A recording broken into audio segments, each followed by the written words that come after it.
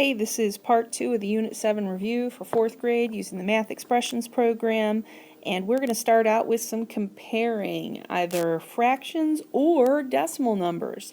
Let's take a look at item 16, which asks us to compare 2/3 and 6/9. Now in part 1 we looked at two fractions that had the same number as the numerator but different denominators, and we saw a strategy for comparing those. But here, 2/3, 6/9, no sameness in numerator or denominator. So the fallback strategy then is to see if we can create equivalent fractions for each that have a common denominator, because those are the easiest fractions to compare when they have the same denominator. You're comparing same size pieces then. Well, let's see. If I want to create an equivalent fraction with a common denominator, that means I want to find a common multiple of 3 and 9. When I think of the multiples of 3, it's like I'm skip counting, right? And the multiples of 9, same story. And right away, I notice that 9 is a common multiple of both. This makes this nice and simple, because then if I create common or equivalent fractions with common denominators here, 6/9 stays the same. It's still 6/9. If I'm going from ninths to ninths, it's times 1 basically. To go from 2/3 to some number of ninths, here I have to realize that there's a multiplication effect that's happening. I'm taking those thirds and I'm breaking them up into multiple parts. To get from 3 to 9, I would have to take each third, break it into 3 parts, or multiply it by 3. Now, if that's what's happening with the denominator, then the same rule will happen with the numerator. So if 3 times 3 is 9, I need to figure out 2 times 3, which is 6. Now, when I look at that, suddenly I realize, hey, 2/3 is equivalent to 6/9.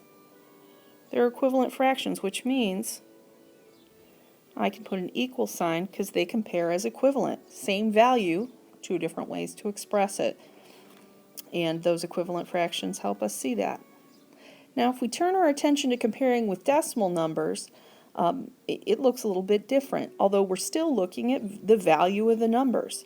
When we look at 4/10 and we want to compare that to 25/100,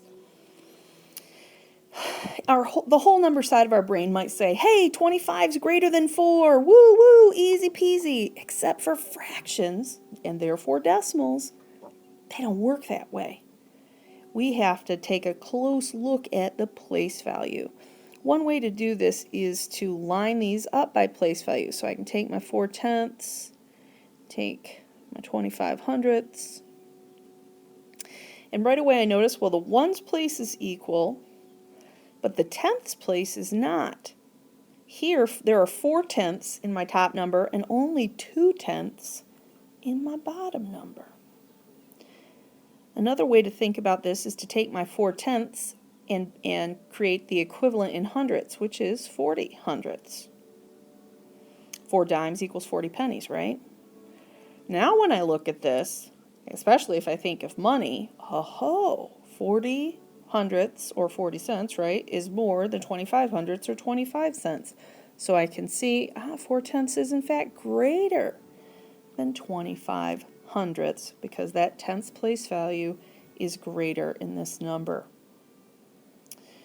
That lining up decimals by place value and comparing them starting at the greatest value is a slam dunk as far as being able to compare decimal numbers. All right. Let's move on to some problem solving. Item 21, it tells about this farm that sells these cartons of blueberries, and they sell by weight. And the people at the farm stand selling, they weigh each carton to determine the price. And here we see there's a little data chart. There's a much nicer one on your chapter review, but I've got a little one here that has the same data, and they ask us first to make a line plot to display the data. Remember, line plots show us how data clusters, and this line plot is going to be about the weight of the blueberries, and they are measuring that way in pounds. And I'm going to use the old school libs here just because I'm running out of space. Now I have 5 different weights that I have in my data table that I'm going to include on my line plot, and just like any number line, I've got to make sure that I put those in order from least to greatest weight. I can't just put them down randomly. The good news is they come in order on the chart, so I don't have to spend a lot of time on that.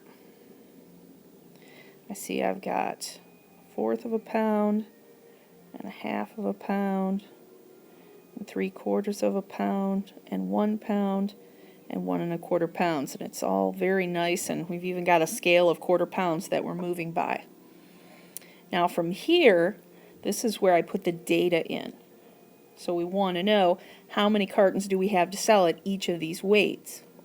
Well, the data chart tells me that there are 2 cartons that weigh 1/4 of a pound. So in my case, I'm just going to use X's. Sometimes dots are used. The important thing is to try and just keep the size of whatever item you use the same. 1/2 a pound, there are 3 of them, because if you make some giant and some tiny, then you create a distortion in your chart. That's hard for people to read. 3/4 of a pound, there are 5. So I've got to get 5 little X's going. 1 pound, there are 3 cartons that we can sell at the farm stall. And at 1 1/4 pounds, just 1. I would buy that because I love blueberries. All right. Now we have a line plot. What does it show? It kind of gives us a visual of the data that we've got and where that data kind of clusters up, where we can maybe see some kind of patterns. Now the second part of this asks us to make a general statement about the weights in the blueberry cartons. You might think of this a little bit like inferences in reading. So when you look at this data, do you see something that might be pattern-like? For instance, I might say the most common weight for a carton of blueberries is 3/4 of a pound, because 3/4 of a pound is where we have the most cartons to sell. That's one possible statement that you could make. Now, I challenge you to make a different statement in your review rather than just pulling from the statement that I made. What other things can we notice about the data, maybe thanks to the line plot? All right, I'm done with that. Okay, more problem solving. Here they tell us a pad of paper has 100 sheets and Helena has 4 full pads and 53 kind of loose sheets of paper. And then they ask what decimal number represents the number of sheets of paper Helena has. So we want to use a decimal number. Now you might be tempted to say she has 453 sheets of paper, but that doesn't require a decimal. I want you to think about what we know. If a pad of paper, 1 pad is 100 sheets, then that 1 pad of paper could be represented by a fraction like 100 hundredths, right? Which of course equals 1 pad. Well, how many of those does she have? Well, she has 4 of them, right? 4 pads that have 100 sheets of paper each. 1, 2, 3, 4. But that's not all she has. She also has 53 sheets of paper, so they're not in a complete pad anymore. But what fraction of a pad could they represent? And again, I fall back on fractions first, and then I kind of move into my decimals. You may see it in a different way, and that's okay as long as we both kind of end up with the same stuff at the end. Well, I have 4 whole sheets or 4 whole pads of paper, and then I have 53 hundredths. Now, if I'm thinking in terms of decimals, I just have to then convert that fraction to the decimal 53 hundredths, remembering that 53 ends in the hundredths place. Now, I think I have a better idea of what my decimal number can be. I've got 4 whole pads of paper, and then I have 53 hundredths of another pad. So I have 4 and 53 hundredths pads of paper. That's one way to look at that. And it's definitely a way where we can represent it as a decimal number. Not the only way to go there. So if you went with maybe adding up all the sheets to 453, and then you had the hundredths underneath, and then and you went, that's totally cool. And if what I'm saying doesn't make any sense to you, right there, ignore that part. Let's move on. Finally, we have an extended response. And these usually require us to really get our problem solving on. And I started out by writing down the important math information that I read in the problem. It said that 4 track team members run in a 200-meter relay race. Kaya ran the race in 31 9/100 seconds. Sarah and Min ran the race in 31 9/10 seconds. And Lana ran the race in 31 90/100 seconds. Then we're asked, did all the team members run the race in the same amount of time? And the important part here is we're asked to explain. Not just to answer this question yes or no. A yes or a no, that's a 2. It shows we're getting there. An explanation that paints a picture of our mathematical thinking is where we move into that on-target show of mastery. So I'm going to take a look at the decimals I have right now. I see I've got Kaya's, and I've got Sarah and Min, who apparently ran the same for sure, and I've got Lana. Now I know something about comparing these numbers. I know that if I look at the 10s and the 1s, they are all equal. So the whole number part is equal.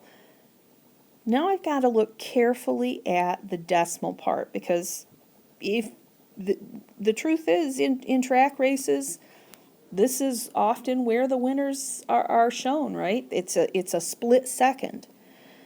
And I notice if I look at the 10th place, they do not all have an equal number. Kaya's is less. She has 0, whereas Sarah, Min, and Lana have 9/10 of a second here. So Kaya appears to have run faster than Sarah, Min, or Lana. And there's my explanation. The whole number part may be equal, but when I compare the 10ths of a second, Kaya has run fewer tenths than Sarah, Min, or Lana, meaning that they could not have all run this race in the same amount of time. Possibly Sarah, Min, and Lana did. In fact, they did, I think. But Kaya comes in with a faster time. So what was the strategy here? First, I read carefully.